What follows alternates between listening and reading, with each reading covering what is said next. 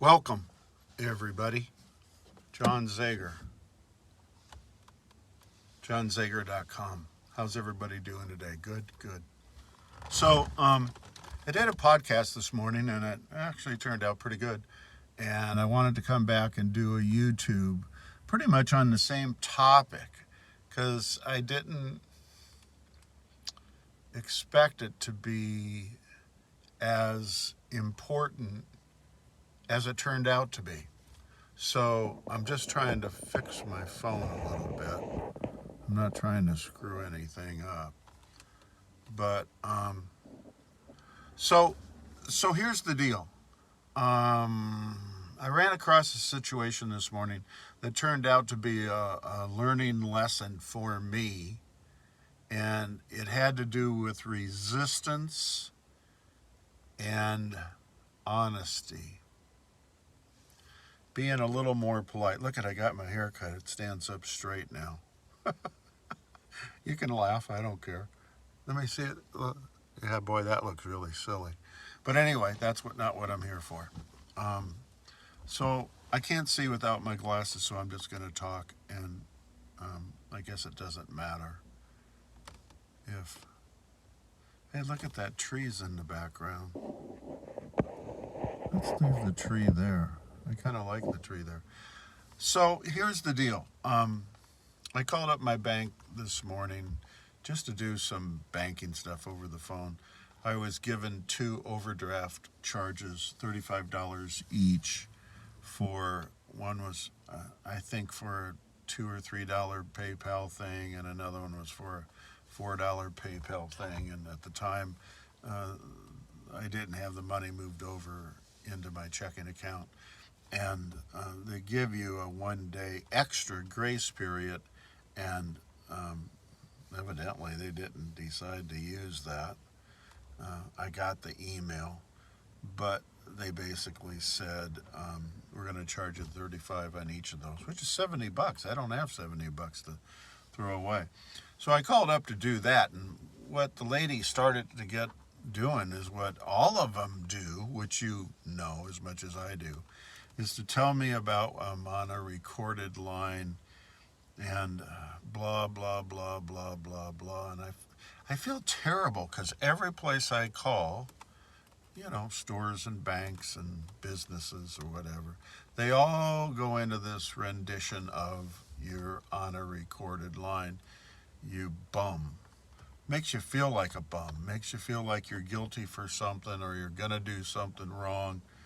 And they want to have you dead to rights. And it offends me. It truly offends me. So I said, wait a minute, ma'am. I called up for something banking-wise, and you're going off on a tangent about I'm on a recorded line. Why are you doing that? I need to do banking stuff, not hear you tell me how bad I feel because I'm on a recorded line. At any rate, it didn't go anywhere. And so I asked to talk to her person or another person or something, and they gave me another person. This person did the same thing, went on. Before I even got to say why I was transferred, this lady goes on with, I'm on a recorded line and blah, blah, blah, blah, blah, blah, blah, blah, blah, blah, blah. And I said, do you even know why I was transferred over? And, she said, well, yeah, because you are on a recorded line and you didn't. I said, no.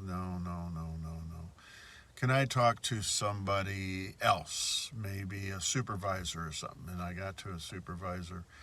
Same thing happened. The third lady now starts telling me for 3 or 4 minutes about I'm on a recorded line, and before I speak, I need to understand that. And I said, is there anybody that can answer the question for me why you guys need to spend so much time about us being on a recorded line as opposed to let's talk business? What are you calling for and how can I help you?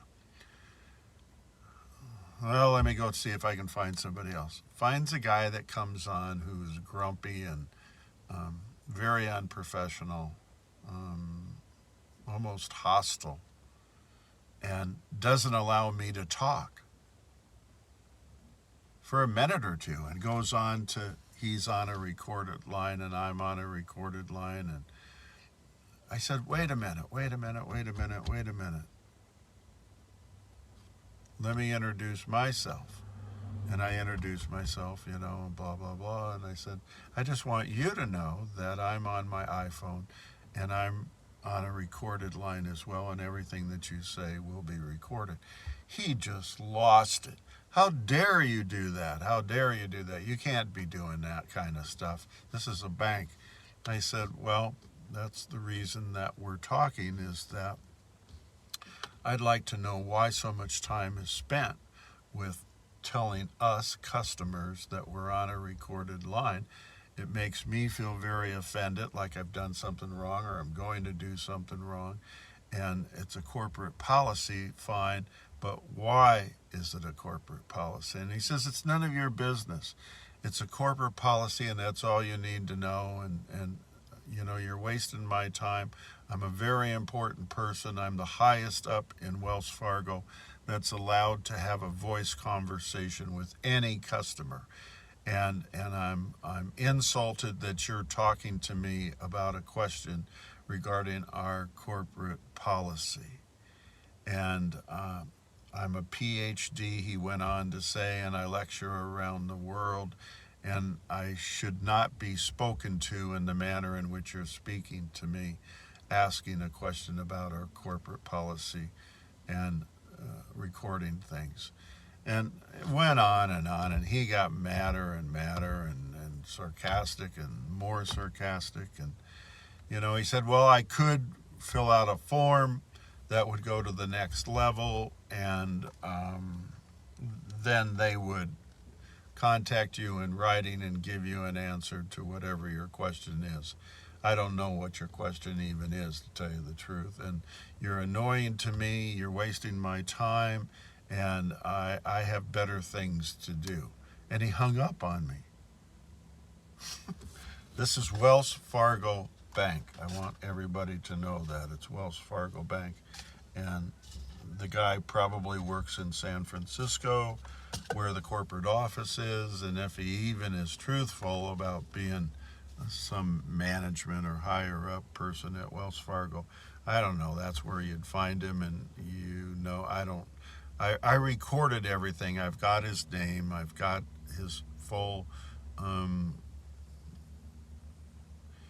unprofessional, disrespectful, demeaning conversation with me. So I called back, and I went through the same thing, going through this lady and then that lady, then another lady. And I just said, all I want to do is call him back and say, we were disconnected, and I'd like to go ahead with that form. And for some reason, we got disconnected. I don't know how. And I'm just calling back because I'd like to do the form, and would you like to help me finish that? Well, he's not allowed to talk to me any further because of he hung up on me. So the lady was very nice, and she answered the question of why they have to say that. And she took care of that issue. She said he was acting in an inappropriate manner, and would you like to file a complaint against him, because he should not have done that, even in the position that he's in. And I said, sure, that'd be fine. And so we took a few minutes and filled out that form, and she submitted it, and she said, do you want to be called back by corporate, or do you want a mail, email, or do you want a regular post office mail? And I said, no, I'd like to talk to somebody if they have an answer for me. And so she made it so that somebody from corporate in San Francisco, not him, will call me back and let me know of what disciplinary action they're going to take on him, because he was unethical and had no inkling of customer service and should not have said or spoken in the manner in which he did. I said, thank you. I said, you should probably be in his position and he should be on the streets somewhere. Ha ha ha. So that went on, but here's the point. Okay, so that's the long story to get to the point that I'm trying to make. The point is, you get nowhere acting the way that he did, obtrusively, demanding, being disrespectful, unprofessional, demeaning to the other person. On and on and on like that. He doesn't see it that way because that's called ignorance. Does he have, he talked about having a PhD and going around the world in lectures. Does he even have a PhD? Probably not. He probably just made that up. Does he lecture around the world? God forbid. I'm sure nobody would hire him if his reputation got out that that's the manner in which he interacts with, the people that he's either speaking to or a client of his of some kind. So that's number one. Number two, I, coming from psychology, used to be a little confrontive with people in order to get honesty and truthfulness about what's going on with them so I can treat them with the proper protocol and respect and that kind of thing. But this morning I learned doing that is like being like him. And I'm not sure anybody would feel respected if you confronted people so that you got answers that were pleasing to you. I've since this morning have concluded that instead of being resistant to the other person, be it a client, be it somebody I'm dealing with or whatever, maybe I need to soften up a little bit and give them a little more latitude and that sort of thing. And that may come off better so that it opens them up to communicate better with me. Now, that's the way that incident went. And I'm very happy about it and thankful that I learned a lesson. Did he learn a lesson? Probably not. Will he learn a lesson? I'm guessing he's the type of person that has done that before and will eventually get reprimanded for that. But the second one was that I was talking this morning in my podcast about, I guess he's a counselor. He's not really a therapist. He's not a psychologist, but he holds some sort of license to where he talks to, sounds like senior people, I'm not sure, and probably disrespectfully and arrogantly. And I had called him 10 days ago. I had talked to him off and on over the last 10 years, and he never called back. Well, that's an ethics violation. So instead of being confrontive with him, I decided to just turn him into the state ethics and standards committee for those people that do counseling, therapy, and whatnot. So they said, well, he's going to have to answer to that, and he'll be addressed and asked to come down and to the committee on a given date and time, and you can come if you'd like, and he'll have to answer why he chose to choose his ethics rather than the ethics that he agreed to when he got his license. And consequences will happen. So that's how I addressed that. I didn't get confrontive with him. I didn't get resistant. I haven't even called him back, and I won't. And I will probably tell you his name here within the next couple sessions that I have, because I don't want anybody else going to him. It's not a violation of anything. It's my person that I've spoken to and had a professional relationship with. And if that's the way he's going to treat me, I think you need to know that so that you can make up your own mind what you want to do or not. So when we're mistreated in grocery stores, in, I don't know, dollar stores and department stores, and just places where people don't have the time to give us proper consideration, I don't think you need to be resistant with them, argumentative with them, confrontive with them. That's ignorance on their part. For whatever reason, I don't know and I don't care, right? But I do and you do have a right to file a complaint with the store, with the management, with supervision, so that that's on record that they have a history of having acted in that manner. That's not you being the bad guy. That's not you confronting anybody. That's you taking a softer approach, that you have rights. I asked the lady at the bank, is it okay if I go ahead and fill out the form? And she says, you have every right to complain about this person who treated you in that manner. And I want you and encourage you to fill out this form with me.